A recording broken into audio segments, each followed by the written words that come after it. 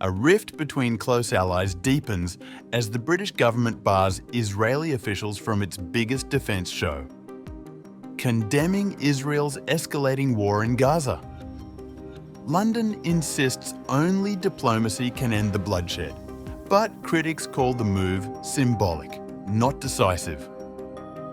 In defiance, Israel pulls out of the arms fair, accusing Britain of playing politics and empowering extremists. As Europe's pressure mounts, Israel's war footing collides with global demands for restraint.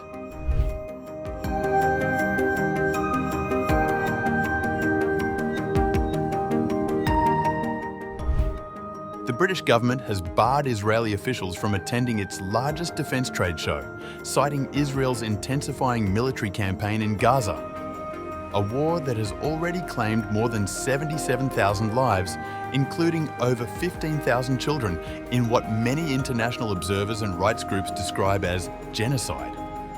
The unprecedented move marks London's latest effort to exert pressure on a historically close ally as global outrage mounts over the scale of civilian bloodshed. In a statement to the BBC on August 29th, a UK government spokesperson declared, "The Israeli government's decision to further escalate its military operation in Gaza was wrong." The rebuke highlights a widening rift between Britain and Israel, at a time when Western nations face intensifying calls to halt arms sales and reassess their complicity in the war. We can confirm that no Israeli government delegation will be invited to attend DSEI UK 2025 in September. The Israeli government's decision to further escalate its military operation in Gaza is wrong. As a result, we can confirm that no Israeli government delegation will be invited to attend DSEI UK 2025. There must be a diplomatic solution to end this war now, with an immediate ceasefire, the return of the hostages, and a surge in humanitarian aid to the people of Gaza.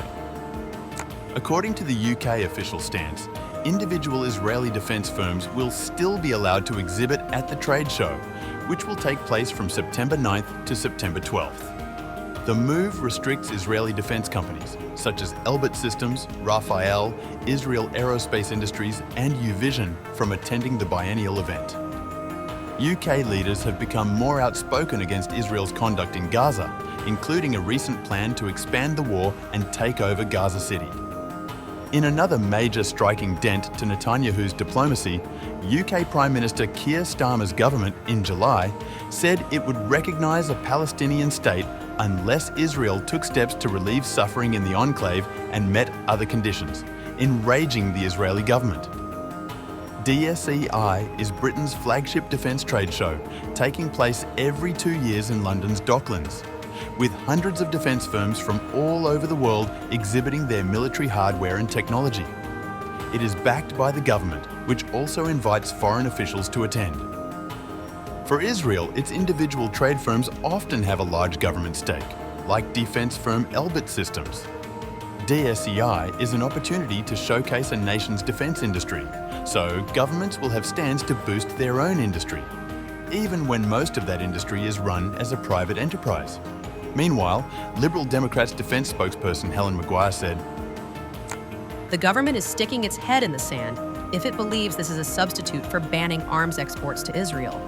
Anything less would be an utter dereliction of this government's duty to end the human catastrophe in Gaza."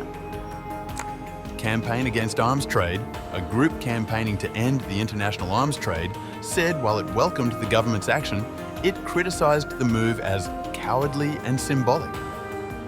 The group's media coordinator, Emily Apple, said, adding the UK was still welcoming Israeli defence firms such as Elbit. It was not the UK government that decided to pull the plug on the Israel Country Pavilion, but the Israeli government.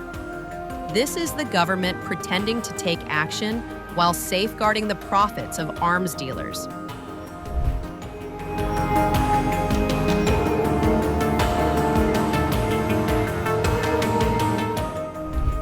After the British government decided to restrict the official participation of Israeli government and military representatives, the Israeli Ministry of Defense on August 29th announced that Tel Aviv will not set up a national pavilion at the DSEI UK 2025 exhibition scheduled to take place in London, September 9th, 12. The ministry in its official statement said, The British government recently imposed unilateral restrictions on the official Israeli government and military representatives' participation in the exhibition.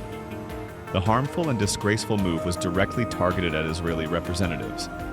As a result, Israel will not establish a national pavilion at the exhibition, though Israeli defense industries that choose to attend will still receive full ministry support. The decision is a political step that serves extremists, grants legitimacy to terror, and is driven by political considerations that fall outside the professional and customary framework of international defense exhibitions. Israel didn't specify in its defense ministry statement what the restrictions are, but defense sources told Defense News that the restrictions include a ban on government and military personnel from attending the exhibition and from placing signage with the name of the Israeli Defense Ministry or its entities in the National Pavilion. The British measures only restrict Israeli government officials and have not imposed any official restrictions on Israeli defense companies, which so far have no intention of cancelling their footprint.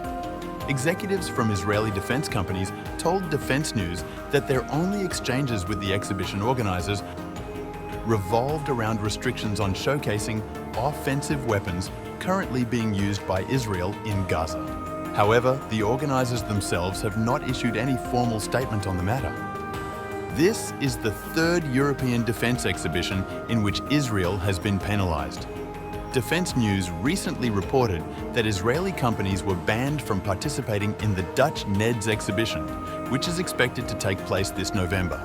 In June, the Israeli pavilions at the Paris Air Show were blocked with black walls after being asked not to display what were labelled offensive weapons.